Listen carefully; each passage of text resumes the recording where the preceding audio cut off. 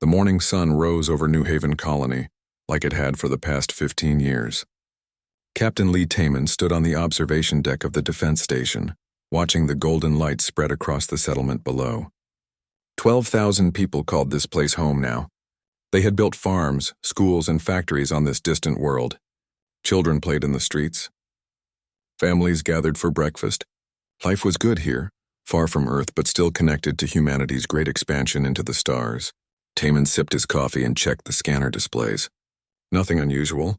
Space was quiet, just like it had been every single day since the colony was founded. Some people said humanity was lucky to have never met hostile aliens. Others said the universe was just bigger and emptier than anyone imagined. Either way, Taman and his small defense team had the easiest job in the colonies. Down in the medical center, Dr. Park Gina finished her morning rounds. The hospital was small, handling mostly minor injuries and routine checkups. Today's schedule included 3 physical exams and 1 childbirth. She smiled at the pregnant woman, assuring her everything would be fine. In a few hours, New Haven would welcome its newest citizen. Gina loved these moments.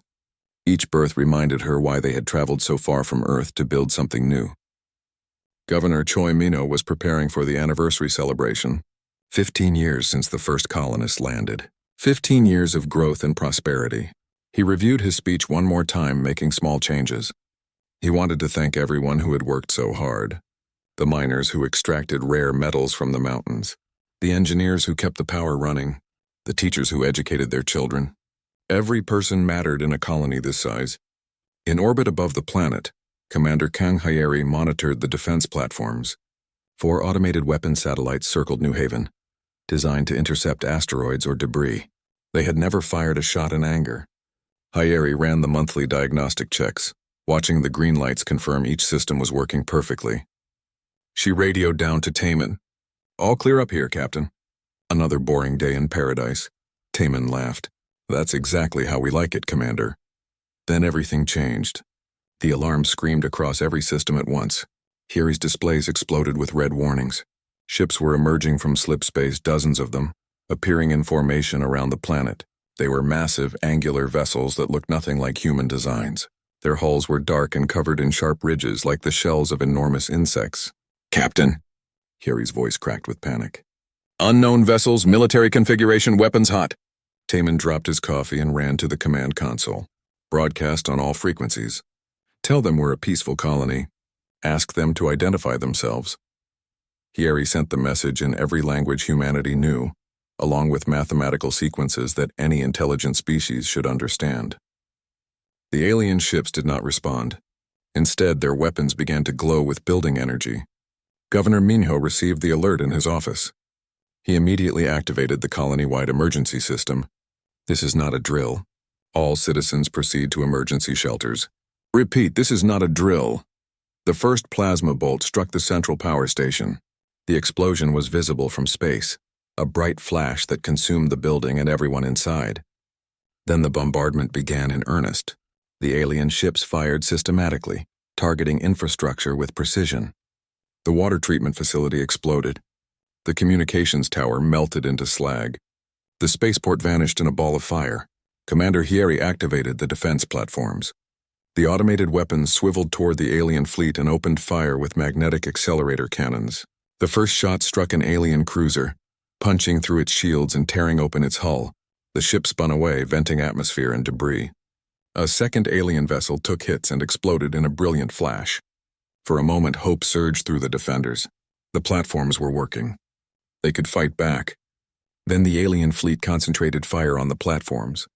20 ships targeted each defensive satellite. The platforms never stood a chance. Hyeri watched helplessly as her weapons were destroyed one by one, blown apart by overwhelming firepower. Within 3 minutes, New Haven had no orbital defenses left. "Get out of there!" Taman shouted over the radio. "Abandon the station." "Already gone, Captain," Hyeri replied, her voice steady despite the terror. "Heading for the surface in an escape pod. See you down there." Taman turned to his small team, 8 men and women, all trained for security work but none expecting actual combat. They had rifles designed for wildlife control and body armor meant to stop small-caliber rounds. Against an alien invasion fleet, they might as well be carrying sticks. Gather all the weapons you can find, Taman ordered. Get to the evacuation points. We need to buy time for people to reach the shuttles. Dr. Gina ran through the hospital corridors, helping patients and staff toward the underground shelters. The pregnant woman clutched her arm, terrified and in early labor. It's going to be okay, Gina lied, guiding her toward safety even as the building shook from nearby explosions. The alien ships descended into the atmosphere. They were enormous up close, each one larger than any building in the colony. Drop pods began falling like deadly rain, slamming into the streets and disgorging alien soldiers. The creatures were nightmares made real, standing 3 meters tall with 6 limbs and armored exoskeletons that gleamed like polished black metal. They moved with frightening speed, their weapons firing beams of energy that cut through walls and vehicles like paper. Taman and his team took defensive positions near the main evacuation center. Hundreds of colonists were streaming toward the landing pad, where 3 cargo shuttles were being prepared for emergency launch. The shuttles could hold maybe 200 people total. There were thousands who needed to escape. An alien soldier rounded the corner, its compound eyes fixing on the fleeing humans. Taman fired his rifle, the bullet sparking off the creature's armor without effect. The alien raised its weapon. Taman dove aside as the energy beam scorched the air where he had been standing. He rolled, came up firing again, and this time got lucky. A bullet struck the alien's eye cluster. The creature shrieked and fell. "Go for the eyes," Taman shouted. "It's the only weak spot." His team spread out using guerrilla tactics, hit-and-run attacks from cover. They killed 3 more aliens but lost 2 of their own. The math was brutal. For every alien they stopped, 2 more appeared. The colony was being overrun. Governor Minho made it to the evacuation center, organizing people onto the shuttles. Families were being torn apart. Parents pushed their children onto the ships, knowing there was no room for everyone. The scenes of anguish and desperation would haunt the survivors forever. Dr. Gina delivered the baby in a shelter beneath the hospital, even as alien soldiers tore through the building above. The mother held her newborn daughter for 5 precious minutes before Gina had to rush them both toward the evacuation point. They made it to the last shuttle just as it was preparing to lift off. Taman knew he wouldn't be leaving. He had maybe 30 colonists left to get aboard, and the aliens were closing in from all sides. Commander Hieri appeared beside him, blood running down her face from a cut on her forehead. She handed him a data chip. "Black box recording," she said. "Everything that happened, every scan, every communication attempt, someone needs to know what happened here." Taman nodded and loaded the chip into the emergency beacon transmitter. He set it to broadcast toward Earth on all frequencies, a message that would take weeks to arrive but would eventually reach home. The last shuttle lifted off, engines screaming as it clawed for altitude. Alien fighters pursued it, but the shuttle's pilot flew like a demon, weaving through the atmosphere and barely making it to orbit. Behind it, 2 other shuttles had already jumped to slipspace. Maybe 200 people had escaped. Maybe. Taman and Hieri stood together in the ruins of their colony, watching the aliens methodically destroy everything humans had built. They had no illusions about survival, but they had bought time for others to escape, and they had sent their message. The alien ships began the final phase. They moved into high orbit and activated weapons of terrible power. Beams of concentrated energy lanced down from space, superheating the planet's surface. The ground turned to glass. The buildings melted. The very air ignited. New Haven died in fire, erased from the universe as if it had never existed. 11,800 people were gone, but 200 survived to carry the tale, and somewhere in deep space a message raced toward Earth with the truth of what had happened. The aliens, the Valtresh Empire, had made their statement. They had shown their power. They had demonstrated what happened to weak species who settled on worlds the Valtresh desired. But they had made one critical mistake. They had let survivors escape. And those survivors would tell Earth exactly what happened to New Haven Colony. The Valtresh thought the matter was settled. They could not have been more wrong. The emergency message from New Haven reached Earth 3 weeks after the massacre. Admiral Yoon Dae-hyun was in a routine strategy meeting when his aide burst into the room. Protocol forgotten in the face of catastrophic news. The recording played on the main screen. Officers watched in horror as the alien fleet appeared, as the defense platforms fought and died, as Captain Taman's final transmission detailed the slaughter of 11,800 innocent people. When the recording ended, the room was silent. Dahyun felt something cold and hard settling in his chest. In 40 years of military service, he had never commanded ships in actual warfare. Humanity's expansion into space had been peaceful, exploratory, optimistic. In a single morning, that era had ended forever. "Get me President Nam," Dahyun said quietly, "and summon the full war council. Every admiral, every general, everyone who commands anything larger than a patrol boat. We meet in 6 hours." The news spread across Earth like wildfire. By evening, billions of people knew that New Haven was gone. The alien attackers, identified from their transmissions as the Valtresh Empire, had not even bothered to communicate. They had simply arrived and started killing. Protests erupted in every major city, not against war but demanding it. People wanted justice. They wanted revenge. President Nam Junho stood before the emergency session of the Terran Congress, his face grave. He was a politician, elected for his diplomatic skills and economic policies. Now he had to lead humanity into its first interstellar war. He spoke with careful precision, laying out what they knew and what they faced. "The Valtresh Empire spans at least 40 star systems," Nam said. "Intelligence suggests they have been expanding for centuries, conquering or destroying every species they encounter. New Haven was not their first massacre. It will not be their last unless we stop them." Ambassador Kim Sora sat in the diplomatic wing of the Terran Command Building, her face pale as she reviewed reports from the intelligence services. She had spent her career trying to establish peaceful contact with alien civilizations. Now she was reading files about a species that viewed diplomacy as weakness and mercy as stupidity. Through backchannels and intermediary species who traded with the Valtresh, Sora managed to send a message. She demanded an explanation for the attack on New Haven, offered negotiation, proposed talks to prevent further bloodshed. The response came back within days. It was short and brutal. "The Valtresh Empire requires resources. Your colony world possessed those resources. Your species is weak and irrelevant. Submit to tributary status and provide labor and materials to the Empire, or be eliminated like the vermin you are. You have 30 solar cycles to respond." Sora read the message 3 times, hoping she had mistranslated something. She had not. The Valtresh viewed humans as insects barely worth the effort to exterminate. New Haven had been a test, nothing more. A demonstration of power designed to make humanity submit without further resistance. She took the message to President Nam and Admiral Dahyun. They read it together in grim silence. 30 days, Nam said finally. "They expect us to surrender in 30 days. "They're going to be disappointed," Dahyun replied. The War Council assembled in the secure command center beneath Terran Defense Headquarters. Every senior military officer from every branch of service crowded into the room, or joined via secure video links from bases across the solar system. General Bei Jiwan, Chief of Special Operations, stood near the tactical displays. Professor Shin Mira, the leading expert on alien languages and cultures, sat with the intelligence team. Admiral Dahyun brought the meeting to order. "We are going to war," he said simply. "The only question is how we fight it and whether we can win." The assessments were brutal. Humanity had exploration vessels, cargo haulers, and light patrol craft. The Terran Defense Fleet consisted of 40 warships designed to intercept pirates and smugglers. Against the Valtresh Empire's hundreds of military vessels, it was laughably inadequate. "Our weapons are inferior," reported the Chief of Naval Operations. "Our shields are weaker. Our ships are slower. In a straight fight, we lose badly." "Then we don't fight straight," General Bei Jiwan said. She was a small woman with sharp eyes and a reputation for creative thinking.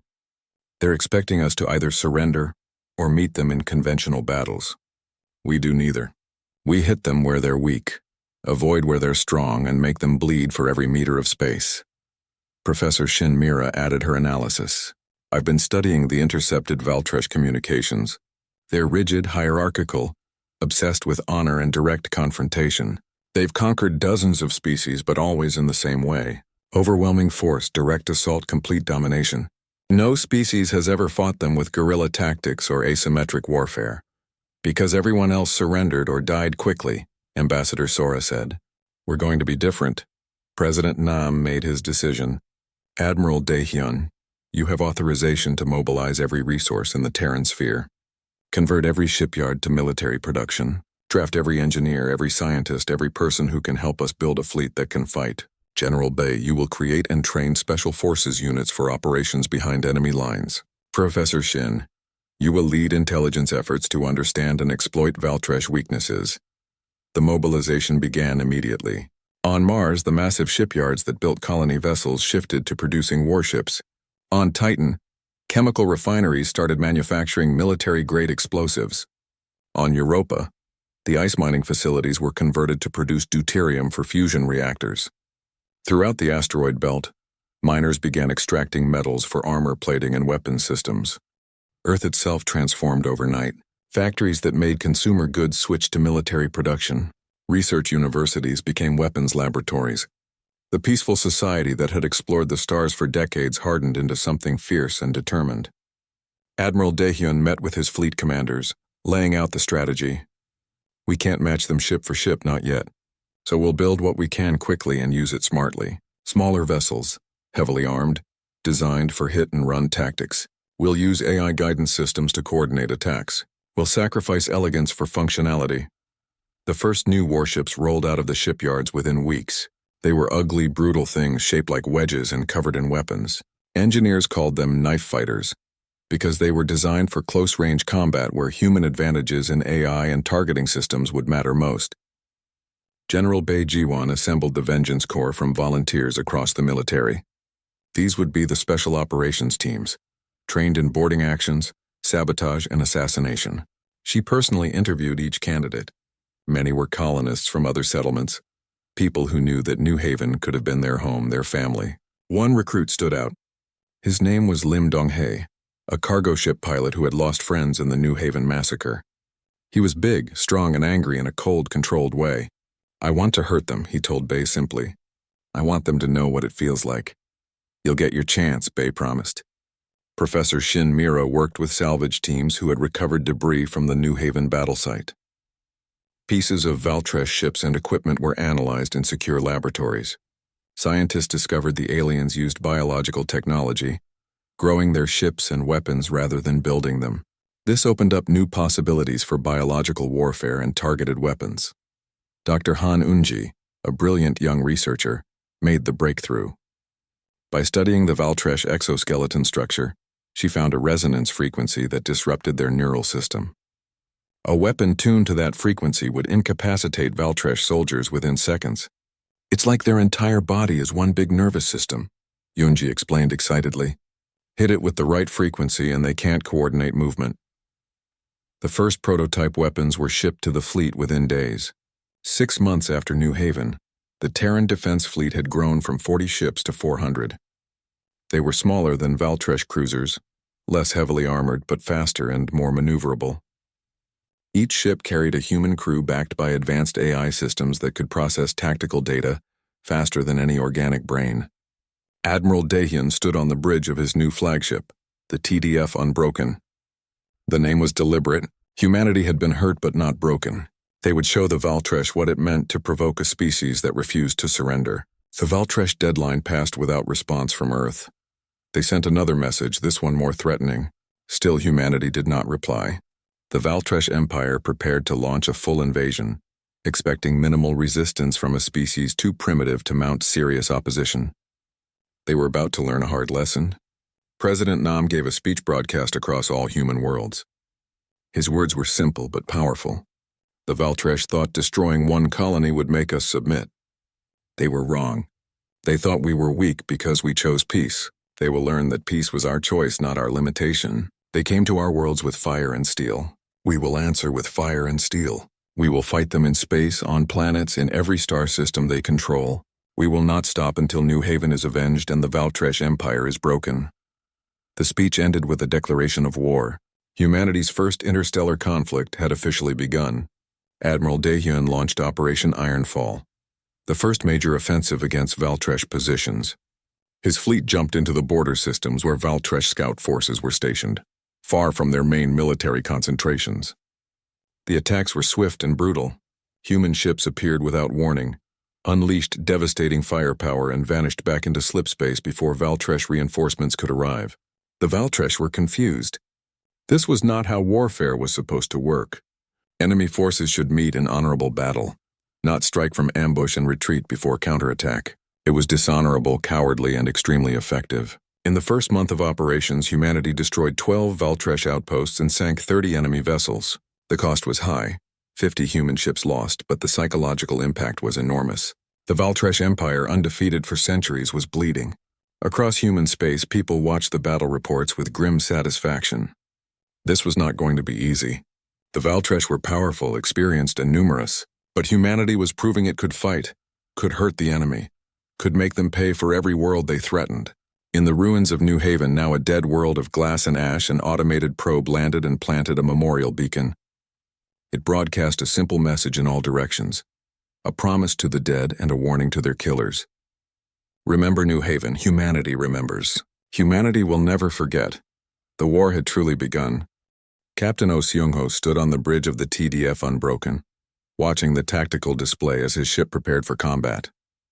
6 months into the war, and he was still getting used to commanding a dreadnought. The Unbroken was one of humanity's newest weapons, a massive warship built around salvaged Valtresh technology, enhanced with human innovation. Its hull was scarred from a dozen battles, but it remained operational and deadly. Enemy contacts bearing 270, reported his tactical officer. 4 Valtresh cruisers closing fast. Seung-ho studied the display. The enemy ships were larger and better armed, but he had learned their patterns. The Valtresh always attacked head-on, relying on superior shields and firepower to overwhelm opponents. They never adapted, never changed tactics, never learned from their mistakes. Helm, pitch us 30 degrees down. Full power to ventral weapons. Wait for my mark. Seung-ho watched the enemy approach, counting down in his head. The Valtresh ships fired first, their plasma bolts splashing against the Unbroken shields. The shields held barely. Mark! The Unbroken rolled and dove, its bottom weapons array unleashing a concentrated barrage into the underbelly of the lead Valtresh cruiser. The alien ship's shields collapsed and its hull ruptured, spilling atmosphere and debris. The other 3 Valtresh ships tried to adjust their formation, but human ships were faster. The Unbroken was already accelerating away, its hit-and-run attack complete. 1 down, Seung-ho said with satisfaction. Set course for Rally Point Delta. We'll let them chase us right into the ambush. This was how humanity fought now. Quick strikes, constant movement, never meeting the enemy in the kind of direct slugging match they preferred. It was exhausting and dangerous, but it worked. The Valtresh were still winning more battles than they lost, but they were losing battles. For an empire that had never known defeat, even small losses were shocking. High above the battlefield, Lieutenant Kwan Hana flew her fighter through a storm of weapons fire. Her call sign was Blade, earned through aggressive tactics that terrified both enemies and allies. She had personally destroyed 18 Valtresh cruisers in 6 months of combat. Her fighter was a small, fast craft armed with torpedoes and mass accelerator cannons. Against Valtresh shields, it was nearly useless in a straight fight, so Hana never fought straight. She dove toward a Valtresh destroyer, weapons locked, waiting for the perfect moment. The enemy ship fired its point defense systems, filling space with projectiles designed to shred incoming fighters. Hana twisted through the barrage with inhuman precision, her reflexes enhanced by neural implants that connected her directly to her ship's systems. At the last possible second, she fired her torpedoes and pulled up hard, feeling the G-forces crush her into her seat despite the inertial dampeners. The torpedoes struck the destroyer's engine section, detonating inside the ship's power core. The explosion was spectacular, turning the massive vessel into an expanding cloud of debris. Blade to wing, Hana transmitted. That's 19. Who's keeping score? Her wingman, a pilot called Razor, laughed over the comms. Pretty sure you're winning, Blade. Try to leave some for the rest of us. On Hana's console, a recording played on loop.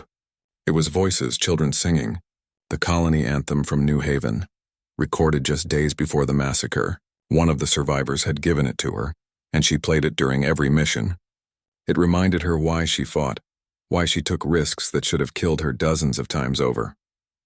Every destroyed enemy ship was justice for those children who would never sing again.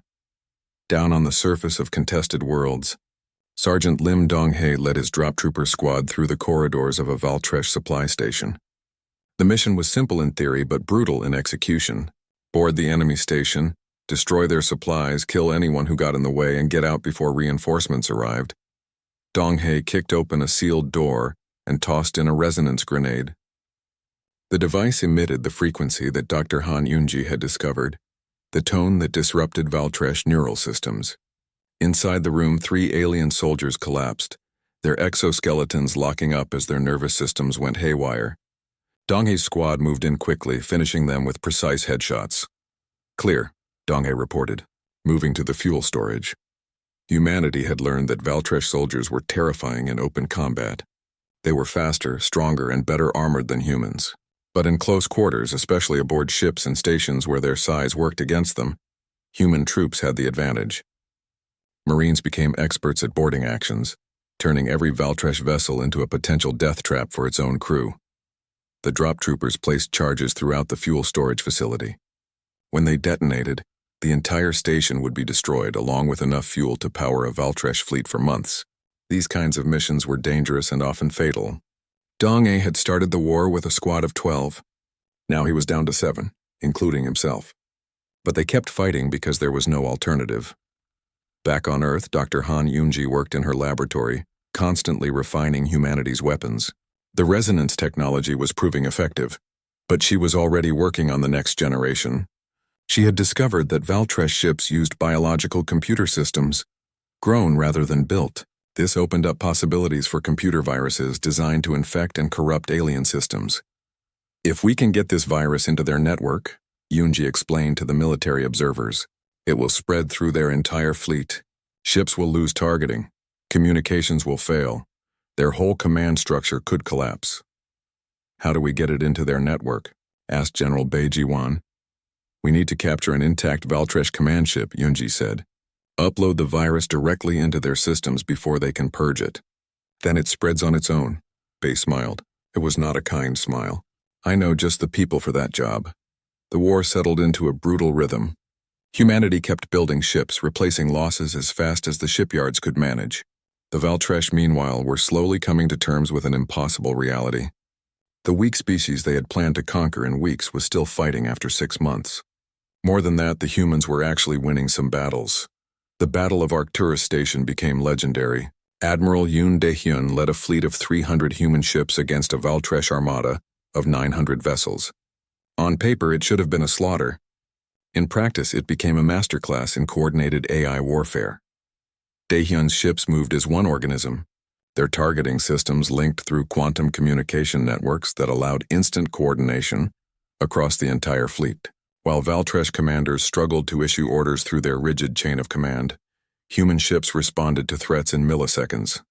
The battle lasted 6 hours. When it ended, 400 Valtresh ships were destroyed or disabled. Humanity lost 140 vessels. It was still a painful toll, but the strategic victory was immense. The Valtresh had committed a major fleet and been defeated. Their aura of invincibility was shattered.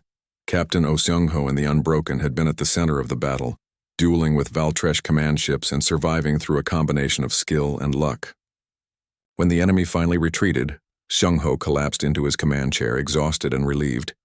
"Damage report," he requested. "Hull breaches on decks 12 through 15. Shield generators at 40%. Weapons systems mostly functional. Medical reports 80 casualties, 20 dead." The numbers were horrific, but they had survived. The ship, like its name, remained unbroken. Lieutenant Kwan Hana had lost half her squadron in the battle. 12 fighters had gone out, only 6 returned. She sat in her cockpit after landing, still hearing the death screams of her wingmates over the comm system.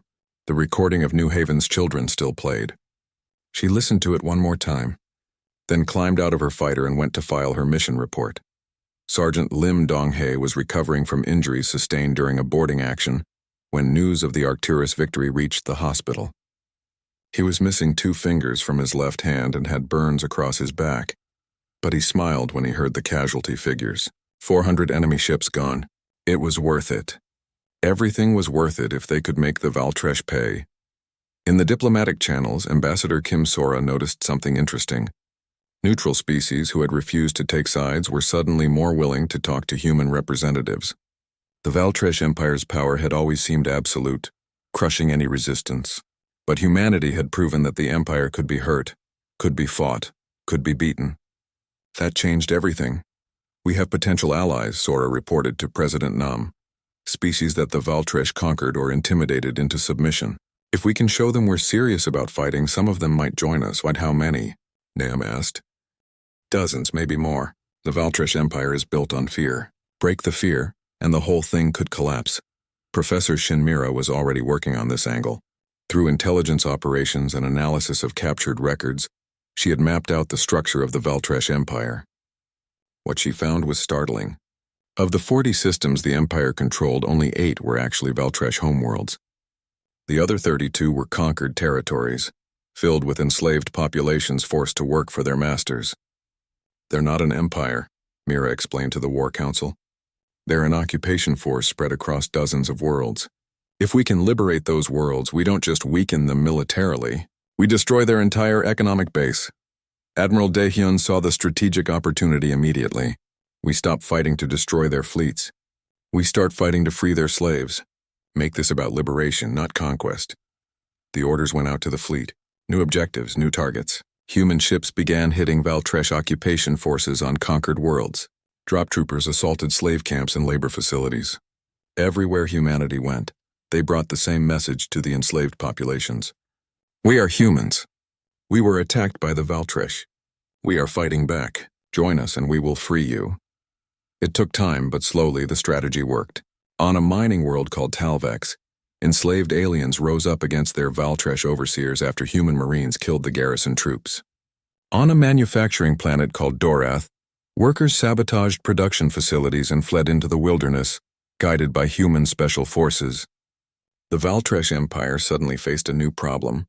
They were fighting not just human military forces, but insurgencies across their territory. Species that had submitted to Valtresh rule for decades were remembering how to resist, and humanity was arming them, training them, supporting them. Lim Donghae led one such mission, dropping onto a prison world where thousands of alien captives were held. His squad fought through Valtresh guards, opened the prison gates, and handed out weapons to anyone who could hold them. By the time Valtresh reinforcements arrived, the planet was in full revolt. "Welcome to the war," Donghae told a freed alien leader. The creature looked at him with eyes that held new hope. "You fight the Valtresh and win?" it asked in broken human language. "We fight them and make them bleed," Donghae replied.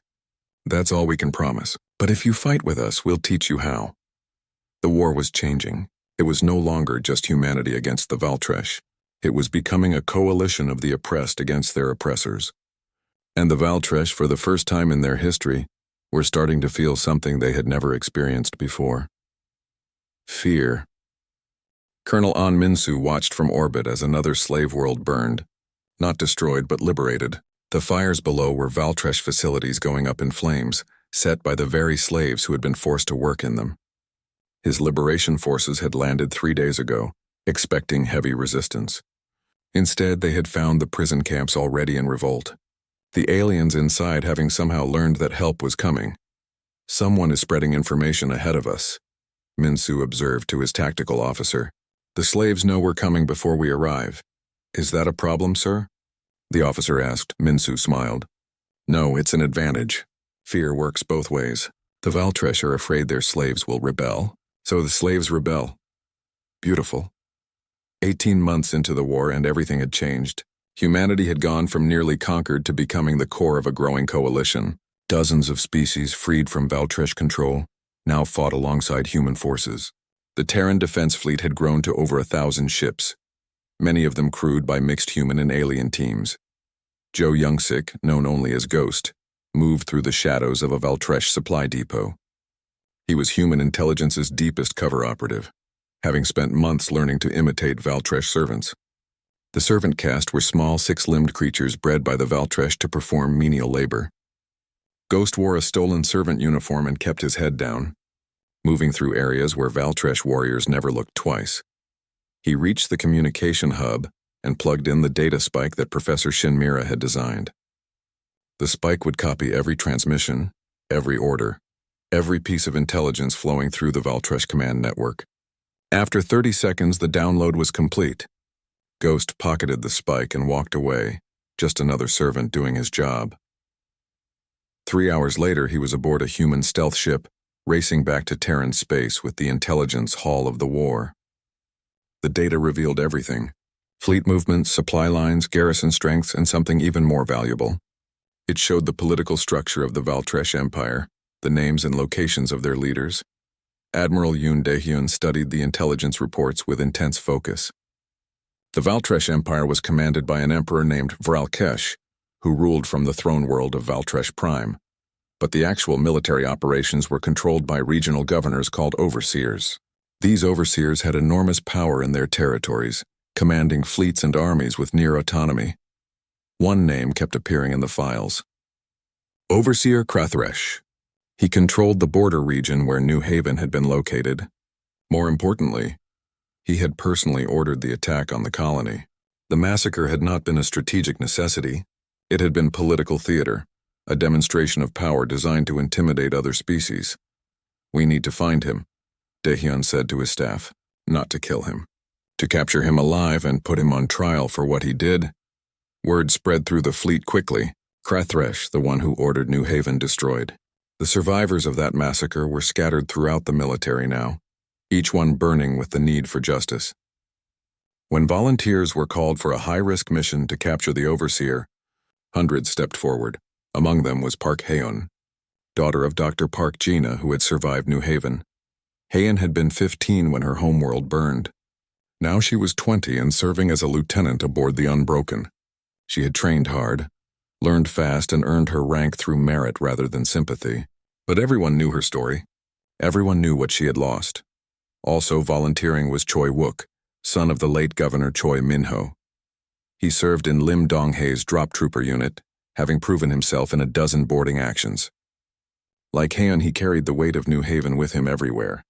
General Bae Ji-won personally selected the mission team. 20 operators, half human and half freed aliens, all elite special forces. Sergeant Lim Dong-hae would command the assault element. The mission was simple but nearly impossible. Board Krathresh's flagship, fight through his guards, capture him alive, and escape before the rest of the Valtresh fleet could respond.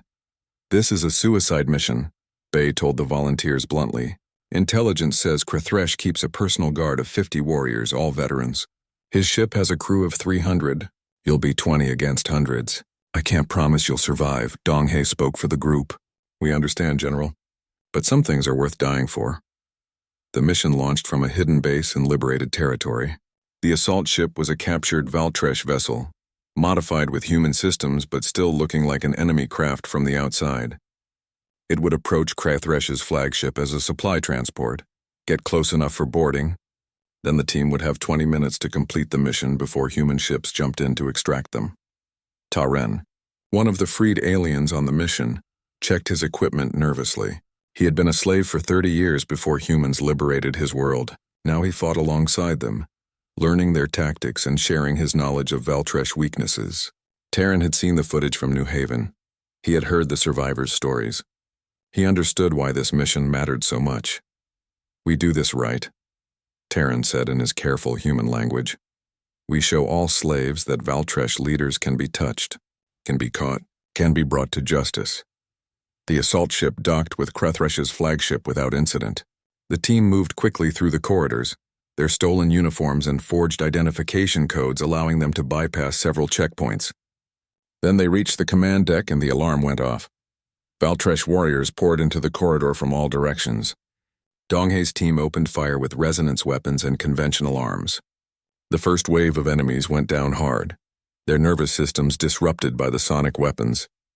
But more kept coming. Lieutenant Park Haeun fought alongside the assault team, her training taking over as adrenaline surged through her system. She shot a Valtresh warrior that was about to kill one of her teammates, then ducked behind cover as return fire scorched the air above her head. This was for her mother, for everyone who died on New Haven, for the future that was stolen from them all. Choi Wook breached the command deck door with explosives, and the team rushed inside. There, surrounded by his staff and guards, stood Overseer Krathresh. He was enormous even for a Valtresh, his exoskeleton decorated with honor scars from 100 battles. When he saw the human soldiers, he actually laughed. "You dare?" Krathresh spoke in accented human language. "You vermin dare to attack me? You murdered 11,800 people on New Haven," Dong-hae said, his weapon aimed at the Overseer's head. "You're under arrest for war crimes." Krathresh moved with shocking speed for something so large, drawing a plasma blade and charging. Dong-hae fired, but the Overseer's personal shield absorbed the shot. Then Teren was there, using his knowledge of Valtresh combat to sweep the Overseer's legs. Krathresh fell hard, and 3 more team members piled on using shock restraints designed specifically for Valtresh biology. The mission timer showed 15 seconds to extraction. Donghae grabbed Krathresh and started dragging him toward the escape route. Behind them, more Valtresh warriors were breaking through the barricades. "Go, go, go!" Donghae shouted. His team retreated in good order, covering each other's withdrawal. 2 operators went down, killed by enemy fire. The rest made it back to the assault ship with their prisoner. They separated from the flagship just as human warships jumped into the system. The Unbroken, commanded by Captain Oh Sung-ho, led the rescue force. His ship engaged Krathresh's flagship while the assault team escaped. The extraction cost Sung-ho 50 crew members and heavy damage to his vessel, but the mission succeeded. Overseer Krathresh was brought to Earth in chains. The trial was broadcast across human space and to every liberated world. The Overseer was charged with genocide, crimes against sentient life, and violations of every law of warfare humanity recognized. The evidence was overwhelming. Krathresh had ordered dozens of massacres across his career, not just New Haven. He had personally overseen the enslavement of entire species. The trial lasted 3 weeks. At the end, the verdict was unanimous. Guilty on all counts. But the punishment was not death. Admiral Yoon Dae-hyun, now serving as military governor of liberated territories, announced the sentence. Overseer Krathresh, you are sentenced to life imprisonment. You will spend the rest of your days watching as everything you built is torn down. You will see your empire fall, your species humbled, and the people you enslaved living free. That will be your punishment, to live and see your complete failure. Krathresh's capture sent shockwaves through the Valtresh Empire. If an overseer could be taken, if the leaders who had ruled with absolute power for centuries could be brought to justice, then the empire was not invincible.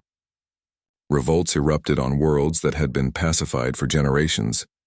Valtresh supply lines, already strained by human attacks, began to collapse as their own subjects turned against them. Ambassador Kim Sora seized the diplomatic opening. She reached out to every neutral species, every potential ally, every group that had suffered under Valtresh oppression. The message was simple and powerful. Humanity was not seeking conquest. They were offering liberation. Join the coalition, and together they could break the empire forever. More species joined. Some brought ships and soldiers. Others offered intelligence and resources. The coalition became a true multi-species alliance, united by shared suffering and hope for a better future. On liberated worlds, humans worked alongside aliens to rebuild what the Valtresh had destroyed. Medical teams treated former slaves. Engineers helped restore damaged infrastructure. Teachers shared knowledge freely. It was not charity but solidarity. These were allies now, partners in a common cause. Professor Shin Mira analyzed the data from Jo Young-sik's intelligence operations and made a crucial discovery. The Valtresh Empire's military was spread thin, holding down dozens of occupied worlds while also fighting humanity's growing coalition. They had one massive fleet held in reserve, protecting their core systems. But if that fleet could be drawn out and destroyed, the entire empire would collapse. We need to threaten something they absolutely must defend, Mira explained to the War Council. Something so valuable that they'll commit everything to protect it. Admiral Dae-hyun understood immediately. Valtresh Prime, their throne world. We threaten the Emperor himself and they'll send their entire reserve fleet to stop us. It's incredibly risky, General Bay warned. We'd be committing our entire fleet to a single battle. If we lose, humanity loses everything. We're already committed, President Nam said quietly. We've come too far to stop now. The only way forward is through. We end this war at Valtresh Prime one way or another. The coalition began preparing for the final offensive. Every available ship was gathered. Every soldier trained. Every weapon manufactured. Humanity and its allies would strike at the heart of the empire that had terrorized the galaxy for centuries. On the memorial beacon at New Haven's ruins, the message continued to broadcast. Remember New Haven. Humanity remembers. Soon the entire Valtresh Empire would remember too, and they would learn what it meant to provoke a species that refused to forgive, refused to forget, and refused to stop until justice was done. The final battle was coming. The coalition fleet gathered at the edge of Valtresh space, the largest armada ever assembled in human history. 1,200 warships from Earth and Mars, Titan and Europa, every shipyard humanity controlled. Alongside them floated vessels from 40 liberated species, each one carrying soldiers who remembered what the Valtresh had done to their worlds. This was not just humanity's war anymore. It was the war of every species that had ever suffered under the Empire's cruelty. Admiral Yoon Dae-hyun stood on the bridge of his flagship, looking at the tactical display that showed the assembled forces. So many ships, so many lives depending on the decisions he would make in the coming hours. He was 70 years old now, tired from 2 years of constant warfare, but his eyes were clear and his purpose unwavering. "Send the message," Dae-hyun ordered. "All frequencies, Valtresh language." The communication officer nodded and activated the transmitter. Dae-hyun's voice went out across space, broadcasting directly to Valtresh Prime and every military installation in the system. "This is Admiral Yoon Dae-hyun of the Terran Defense Fleet, speaking for the Coalition of Free Worlds. You chose to wipe out New Haven Colony. You murdered 11,800 innocent people. You thought it would make us submit. You were wrong. Now we have come to your home. Now you will answer for your crimes. This is your only warning. Surrender and face justice or resist and face destruction. You have 1 hour to decide." The transmission ended. The fleet waited. In that hour, 43 Valtresh ships attempted to escape the system. Coalition picket forces intercepted and destroyed them all. There would be no escape, no mercy, not until the Valtresh accepted responsibility for what they had done. When the hour ended with no response, Admiral Dae-hyun gave the order. "All ships advance. Engage at will." The Coalition fleet jumped into the Valtresh Prime system in perfect formation. They emerged from slip space to find the entire Valtresh reserve fleet waiting for them. 800 enemy warships, including their most powerful dreadnoughts and carriers. It was the largest Valtresh force ever assembled. Called back from across the Empire to defend their throne world, Captain Oh Seung-ho, commanding the Unbroken at the fleet's vanguard, studied his tactical display. The enemy outnumbered them in total tonnage and firepower, but the Coalition had something the Valtresh did not. They had coordination, they had motivation, and they had allies who fought with desperate courage. "All weapons, target the flagship," Seung-ho ordered. "Let's cut the head off this snake." The battle began with a massive exchange of fire. Plasma bolts and missiles filled space, thousands of weapons firing simultaneously. Ships exploded on both sides, turning into expanding clouds of debris. The Unbroken's shields took hit after hit, holding but weakening with each impact. Lieutenant Kwan Hana led her fighter squadron into the maelstrom. She had been promoted to squadron commander after 2 years of combat. But she still flew like the aggressive pilot who had earned the callsign Blade. Her fighters dove through the enemy formation, targeting engines and weapon systems with precision strikes. "Blade Squadron, follow my lead," Hana transmitted. "We're going for the carrier on the left flank. Take out its launch bays and those fighters never get into the air." 12 fighters followed her through hell itself, weaving between capital ships and dodging point defense fire. 3 fighters were destroyed in the approach, but the rest made it through. Hana's torpedoes slammed into the Valtresh carrier's launch bay, detonating inside and setting off a chain reaction that tore the massive ship apart from within. "That's for New Haven," Hana whispered, pulling up and looking for her next target. On the ground, the battle was just beginning. Sergeant Lim Dong-hae and his drop troopers were launching from assault ships, riding drop pods down through Valtresh Prime's atmosphere. Their target was the Imperial Palace, where Emperor Vralkesh directed the defense. The mission was brutally simple. Get in, capture or kill the Emperor, get out. The drop pods hammered through the atmosphere at tremendous speed, glowing red-hot from friction. Valtresh anti-air defenses opened fire, destroying dozens of pods before they could land. Dong-hae felt his pod shaking violently as it was hit by fragments from another pod's explosion. Then he was slamming into the ground, the impact cushioned by crash systems that barely kept him alive. He kicked open the pod door and rolled out, weapon ready. Around him, other drop troopers were emerging from their pods. Dong-hae counted quickly. He had started with 200 soldiers in his assault force. Maybe 80 had made it to the ground alive. It would have to be enough. "Form up," Dong-hae shouted. "We move fast and we move hard. The palace is 3 kilometers that way." Among the survivors were the New Haven colonists who had volunteered for this mission. Lieutenant Park Haeun, Choi Wook and a dozen others who had lost everything on that terrible day 2 years ago. They ran through the streets of the Valtresh capital, fighting through enemy soldiers who had never expected ground combat on their own throne world. The resonance weapons that Dr. Han Yunji had developed proved devastatingly effective. Valtresh warriors dropped by the dozens, their nervous systems overloaded by the sonic frequencies. But there were hundreds of them, and every meter forward cost Coalition lives. In orbit, the space battle had become a brutal slugging match. The Valtresh were fighting with desperate ferocity, knowing this was their last stand. Coalition ships were taking horrible casualties, but they refused to break.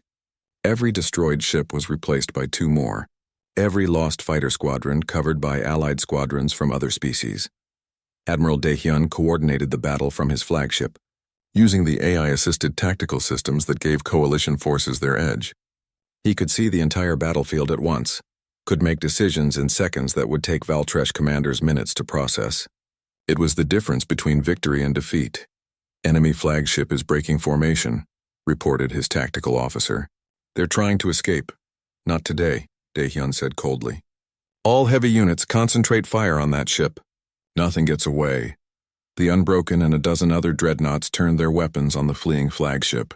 The concentrated barrage overwhelmed its shields and tore into its hull. The ship tried to jump to slip space, but its drive was too damaged. It tumbled through space, dead in the water. On the planet's surface, Donghai's force reached the palace grounds. The building was massive, a structure of dark stone and metal that spoke of power and permanence. Valtresh guards in ornate armor formed defensive lines, but the Coalition soldiers fought through them with grim determination. Choi Wook threw a breaching charge against the palace's main doors. The explosion blew them inward, and the assault force rushed inside. They found themselves in a vast throne room, and there, seated on a platform raised above the floor, was Emperor Vralkesh himself. The Emperor was ancient, his exoskeleton covered in ceremonial engravings and battle scars. Around him stood 50 of his personal guard, the finest warriors in the Valtresh military. Vralkesh looked at the humans and aliens who had invaded his palace, and he actually laughed. "So the insects have come," the Emperor said in perfect human language. "You think you have won. You are wrong. The Empire is eternal. It will rise again." "Your empire is broken," Lieutenant Park Haeun said, stepping forward. Her weapon was aimed at the Emperor's head. "You ordered the destruction of New Haven. You murdered my people. Now you face justice." "Justice?" Vralkesh sneered. "We are Valtresh. We do not submit to the judgment of lesser beings. If this is my end, then I will bring your world down with me." The Emperor activated something on his throne. Deep beneath the palace, weapons older than humanity's space age began to power up. Sensors detected a massive energy buildup, growing stronger with each second. "Planet killer weapon," reported the tactical network. "Estimated detonation in 3 minutes. Blast radius will destroy everything in the system." On her ship in orbit, Dr. Han Yunji analyzed the weapon signature desperately. "I can't stop it." The detonation sequence is autonomous, hardened against all electronic interference. But Professor Shin Mira, working alongside Yunji, saw a possibility. "We can't stop it, but we can redirect it. If we can create a slip-space portal right at the detonation point, the blast will be channeled into dimensional space. It will be gone before it can destroy anything." "That requires immense power," Yunji protested. "We'd need to drain every reactor in the fleet and channel it through a single emitter. The ship carrying that emitter would be destroyed." Admiral Daehyun didn't hesitate. "Do it, use my ship." "Admiral, no," Captain Seungho protested. "Let the Unbroken take this mission. My ship is already damaged." "The fleet needs the Unbroken," Daehyun said calmly. "I'm an old man, Seungho. This is a good death. Get it done." Engineers worked at impossible speed, rigging every ship in the fleet to feed power into Daehyun's flagship. The Admiral cleared his ship of all personnel, staying aboard alone to pilot the vessel into position. He took one last look at the tactical display, at the fleet he had built and led through 2 years of war. "Remember New Haven," Daehyun said quietly. Then he activated the emitters. The planet killer weapon detonated with the force of 1,000 suns. But at the exact moment of detonation, a slip-space portal opened, channeling all that terrible energy into the space between dimensions. The explosion was contained, harmless, gone. Admiral Yoon Daehyun's ship was consumed in the resulting spatial distortion. torn apart at the molecular level. The fleet's greatest commander was gone, but he had saved them all. In the throne room, Emperor Vralkesh stared in disbelief as his final weapon failed. Donghae raised his weapon. "It's over. Surrender." The Emperor's guards attacked instead, choosing death over dishonor. The final battle was short and brutal. Coalition soldiers, using their resonance weapons and superior close-quarters tactics, cut down the guards. Vralkesh himself fought with ancient weapons, but he was old and slow. Choi Wook disarmed him with a precise shot that shattered his weapon. The Emperor fell to his knees, defeated. Lieutenant Park Hae-in stood over him, her finger on the trigger, ready to end the being who had ordered her world's destruction. But she lowered her weapon. "No," Hae-in said. "You face trial. You answer for your crimes. That's justice." In orbit, the space battle was ending. With their flagship destroyed, their emperor captured, and their throne world invaded, the Valtresh fleet began to surrender. Ship after ship powered down their weapons and accepted coalition control. It was over. The cost had been terrible. 400 coalition ships destroyed, 50,000 soldiers and sailors dead, including Admiral Yoon Dae-hyun. But the Valtresh Empire was broken forever. Their military was shattered. Their leadership captured. Their enslaved populations were free. General Bae Ji-won accepted the formal surrender of the Valtresh military on the palace steps. The terms were harsh but fair. The Valtresh would be confined to a single world, monitored and disarmed. The species they had enslaved would govern themselves, protected by the new coalition. War crimes trials would be held for every leader who had ordered atrocities. Emperor Vralkesh was brought before a tribunal representing 40 species. He was found guilty of genocide, enslavement, and crimes against sentient life. His sentence was life imprisonment, to be served watching the empire he built turn to dust. 10 years passed. New Haven was rebuilt, lovelier than before, a living memorial to those who died. The colony's new population included humans and aliens working together, building something new. A monument stood at the center of the settlement, listing every name of the 11,800 lost. Captain Lee Taemin's statue looked out over the colony, eternal guardian. On the anniversary of the massacre, the survivors gathered. General Kwan Hana, retired from active service, performed a flyover in her original fighter. The recording of New Haven's children still played in her cockpit. Park Hae-in, now a captain in the coalition fleet, stood with her mother, Dr. Park Gina, who had survived the original attack and lived to see justice done. Ambassador Kim Sora, now Secretary General of the Coalition of Free Worlds, delivered a speech to the assembled crowd. Behind her, representatives from 100 species stood together, united in peace. "They thought destroying one colony would break us," Sora said. "Instead, it forged us.